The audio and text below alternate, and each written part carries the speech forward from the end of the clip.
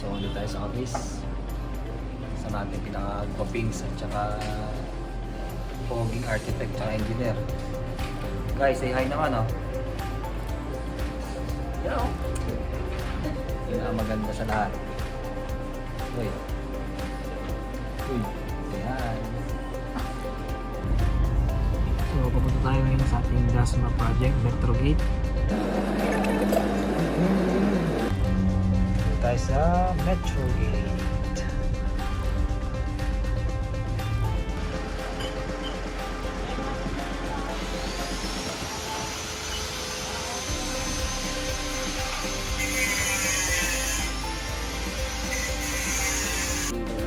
Dito ba kayo sa Friday? Ay, hindi ko alam siya. Bukas ba sila nalilip? So ito yung view sa second floor. Yung si Foreman. So may jacuzzi. Tapos overviewing siya dito. Yung stairs ay yan. And then dito ay yung kanyang room. So sa ngayon yan lang muna. Then yung details ng house is sa turnover na. Sa ngayon, pahapayaw muna. Pinakita lang sa inyo yung ating mabilisang house tour. Thank you.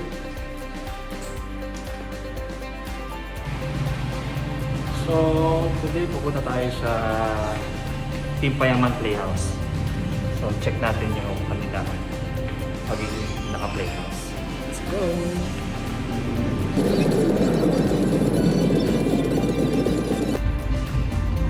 So, kain muna tayo.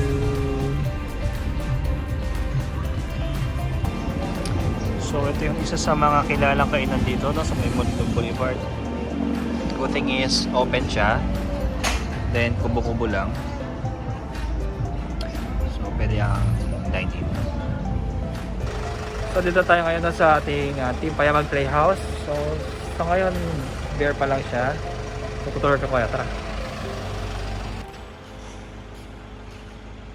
So ito yung design proposal ni Novco, no? So ito yung target 1. So ang concept is parang colorful neon lights para ma-feel natin yung pagka-playhouse nila. Bali ito yung buong warehouse. Dito sa taas, nandiyan yung mga ads, mga sponsors. Dito sa baba, yung pinaka-activity. Dito sa taas, nandiyan yung pinaka-lunch nila. Itong pader na to, yung wall climbing.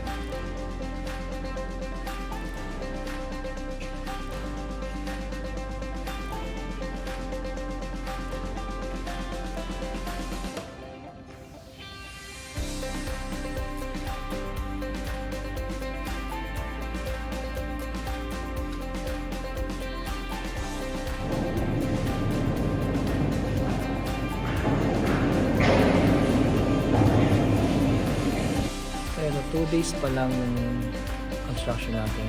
Pero medyo marami rin tayo nag-layout pa rin tayo. And hopefully 1 to 1.5 months ay ma-turn over na natin ito. Para mapag-start na tayo dito sa kanilang Team Payaman Playhouse.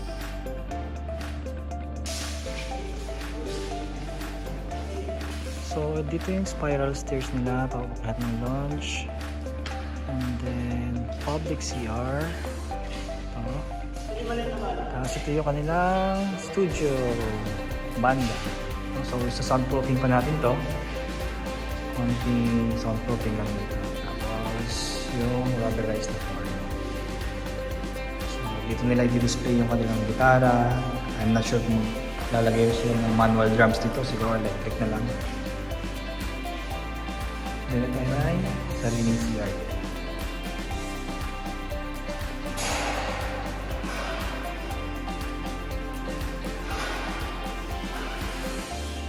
Ito yung isang building pero for future expansion nila. For now yung isa muna. So habang nasa biyahe tayo papuntang Dasma, ipopost ko muna dito yung mga perspective ng ating Team Payaman Playhouse.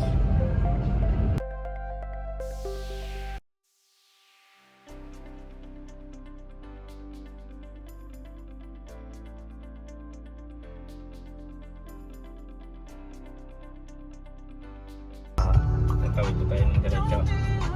Yun, sa may pabayang yun.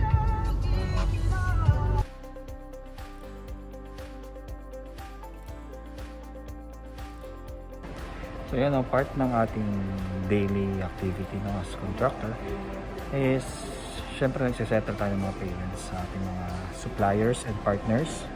So yung sa mga partners natin ay itong All Home, no? Kasi most of our clients ay prefer nila yung quality materials na meron dito. Yung mga available na mga designs ay usually sa mga ganito mo lang matatagpuan. So for now, yan, samahan nyo muna ako. So as contractor, no, meron tayong mga tinatawag na credit limits sa mga ganitong suppliers wherein they-release tayo ng mga POs. Then sila naman i-deliver nila yung sa mga project sites natin. And then siguro upon certain amount, tsaka sila magbibigay ng SOA, no, para i-settle yung mga accounts na daan natin. So yung advantage ng mga contractors. So may tanong na kung mas mahal daw yung materials sa All Homes and Wilcons compared dun sa mga ibang suppliers or hardwares. The answer is may mas expensive dito dahil siguro iba rin yung target market kasi nila dito. Pero again, depende pa rin yan sa client. Meron kasi ditong mga supplies na dito lang available. Yun. Kasi sa mga materials kasi yung 10 pesos, 20 pesos na difference is very important kasi hindi naman isang piraso lang ang bibili natin. Properties tayo ng hundreds, minsan thousands, na paulit-ulit ng specific material na yun. Kaya yung 10 piso, 20, 30 pesos na difference ay napakahalaga nun. So, yun din ang i-consider natin sa pagbili ng mga materials.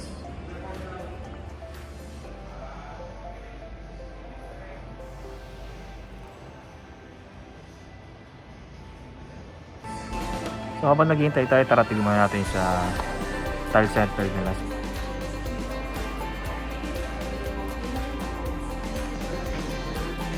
So yan yung available na mga tiles for solid.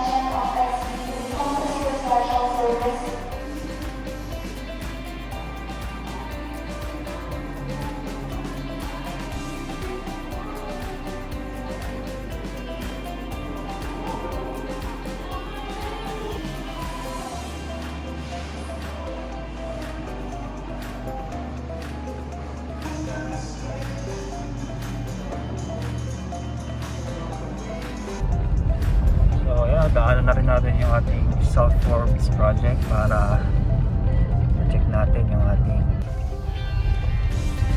tayo.